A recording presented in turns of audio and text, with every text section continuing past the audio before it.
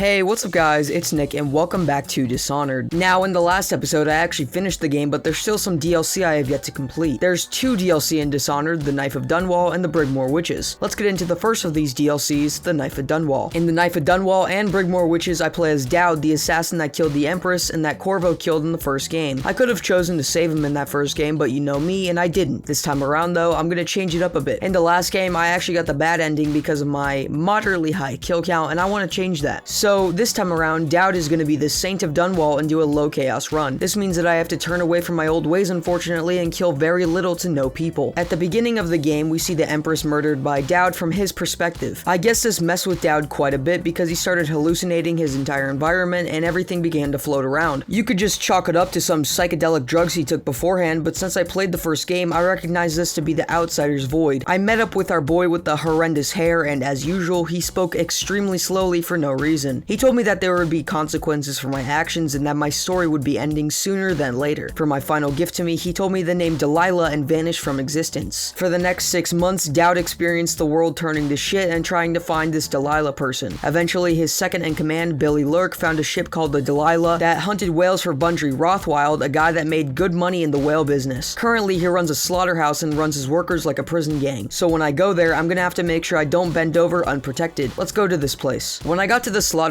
I found Billy Lurk looking like a plague doctor. I'm kinda into it. Anyways, Lurk informed me that there's a strike at the place for angry pissy pants workers. Because of this, the City Watch took their time cards away from them, which they needed to get inside. This is also what I need to get inside. So it's gonna be a lot more difficult to find my way in, considering there's no time cards anywhere. So I adapted to my new playstyle by using sleep darts instead of normal killing darts, and choking people out instead of stabbing their necks while insane amounts of gore spray out. This doesn't mean I can't go on sprees though. This just means I can't go on killing sprees. I mean, look at this right here. That's a whole lot of unconscious bodies, alive or not. Next, I found a bunch of these workers that were locked up for their strike, and when I let them out, one of them told me he would give me a time card if I shut off the wall of light that was blocking them from escaping. Luckily, I'm a clairvoyant and I anticipated this beforehand and I already took care of it. He then gave me the card and told me to find Abigail Ames because she was, quote, a smart cookie. I entered the slaughterhouse after dealing with those kind gentlemen and met with Lurk. She told me that Rothwild wouldn't take kindly to me and that just asking nicely wouldn't go over well. Yeah, thanks Billy. No fucking shit, alright? I appreciate the feedback, I really do, but you're wasting my time, so just fuck off. I entered the first room of the building and saw a dude with a crazy powerful looking weapon that accidentally killed a man. He then responded with oops, so I know I'm dealing with a psychopath. Let's be careful with him. Just kidding, 15 seconds later I choked him out and he was down for the count. I was a little sloppy with what I was doing, I guess, because someone from halfway across the damn building saw me and ran at me with a machete. I guess we're gonna have to try this one again. When I figured out that room causing everyone in there to sustain brain damage, I poked my nose around grabbing more stuff and running into Billy, who was lurking over me the whole time. She kind of talked to herself about these crates that were marked to head to the most distant point of the Empire, which happens to also be fitted for live cargo. This implies that I should stuff Rothwild in here and send him to Ghana or some shit. I then found this messed up site where a very healthy looking whale was being drained for power. Vegans, look away. I ignored the sad sight before me, focusing on my real mission. Plus, Lurk told me that if I apply enough power to the beast, it would kill the thing, which is very against my no-kill run, you idiot. Keeping my run with 0 kills is way more important than putting the poor creature out of its misery. After some time, I found Rothwild speaking to Abigail Ames, or rather threatening her. To be fair, she was also threatening him, so they were like an old bickering couple. After strangling the man in question, I spoke to Miss Ames over his purple-faced body about the Delilah. She told me that she would give me all the information I need about the ship. All I have to do in return was blow the place to a million fucking pieces, with everyone inside. Yeah, clearly you haven't heard about my new philosophies. I'm not doing that, Abigail. I brought my pal Rothwild to an interrogation room over my shoulder so we could have a civil chat together, maybe over some HGTV and coffee. Never mind, this is not what I wanted or expected. Sorry, Rothwild. After giving him a few good old shocks, he told me that the ship was named by the previous owner, a guy named Barrister Timpsh. The reason he named the ship this is because Delilah was a woman he knew, a painter. Well, thanks for the information, Rothwild.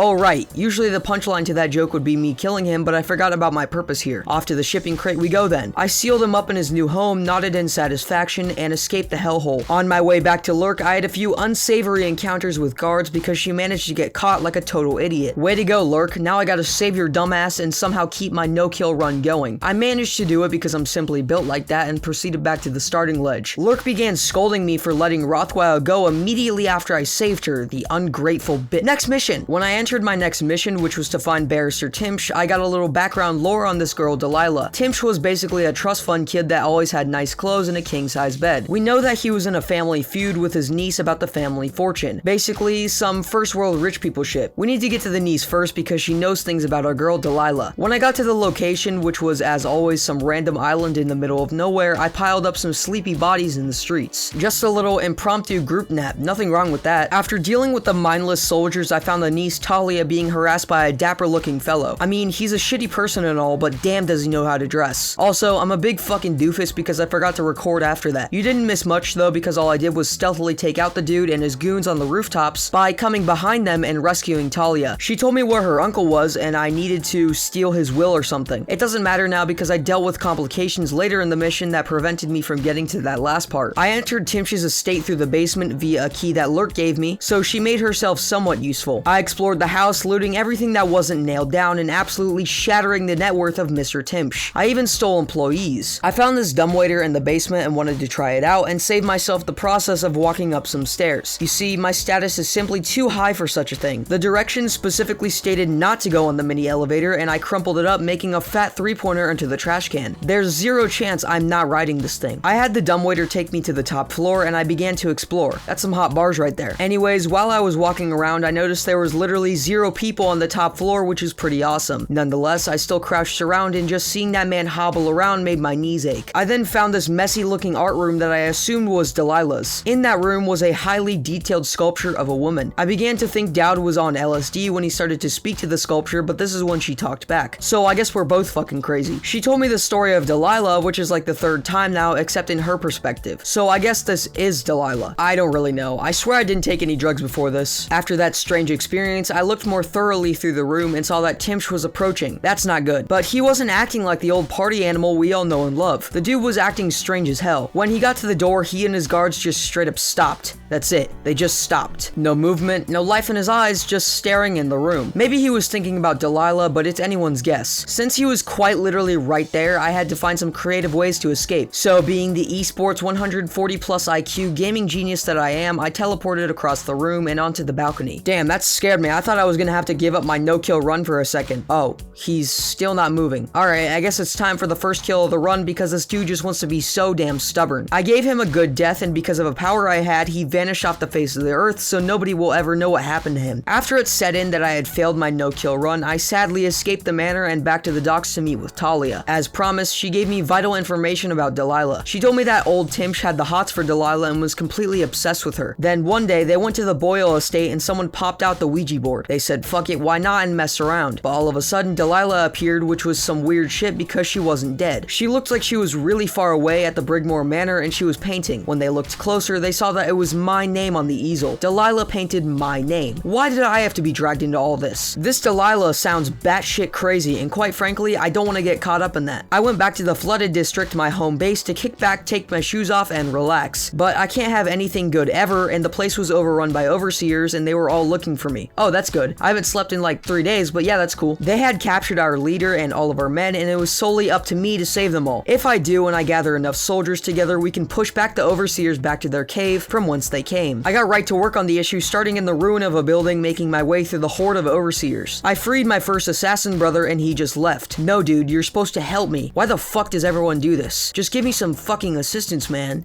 Damn. Before I freed my next 3 assassin buddies, I found the guy I was supposed to neutralize, Overseer Hume. In the room with him was like 10 of his little rapscallions that I quietly knocked out under his nose. I then shot a sleep dart at him and it went into this epic slow motion of him falling over. Yeah, not really that cool, is it? It's just a dude going to sleep for a bit. Like, I don't even have to kill him, just force him to take a nap after his constant working. I'm really just looking out for the guy if you ask me. After freeing the rest of the captured assassins, we all met up in this fancy looking house with a beautiful skylight. Lurk asked me if we should kill the rest of the overseers or capture them. You guys know what I did. I gotta go with the morally correct one. I guess they have flash speed because they captured the overseers in mere fucking seconds and I met up with them 15 feet from the last location. Lurk told me the rest of the plan and how basically my work was done here. We reclaimed our lovely little neighborhood. But when Dowd asked us how they found us, something unexpected happened. It was actually Lurk that told Delilah where we were. Delilah convinced Lurk to tell her where they were hidden and she did. But she had a little redemption in the moment because she was supposed to fully turn on me by slitting my throat and letting me die. But she didn't. So big ups to her. Then Delilah appeared on the roof above us, scolding Lurk. She then threatened me, telling me that the Brigmore witches will have me dead and that I should have just forgotten her name. Yeah, she's gonna eat those words pretty hard. Lork then took her gas mask off and told me that if I was weaker, she would have taken my place. Alright, honestly, you didn't really have to tell me that. That's pretty cold. She then gave me her sword and told me to decide her fate. You know, if this wasn't a no-kill, low-chaos run, I probably would have murdered her ass. But I didn't, and I set her off, telling her to leave the city. And that is the end of the Knife of Dunwall. Thank you for watching this episode, and in the final episode of Dishonored, I'll be finishing the Dowd storyline by playing Brigmore witches and getting rid of that old hag Delilah. If you liked the video or have any feedback, please leave it in the comments because I love reading them. Also, make sure to join my Discord server because it's a great place to talk to me or my community, and with that, I will see you guys in the next video.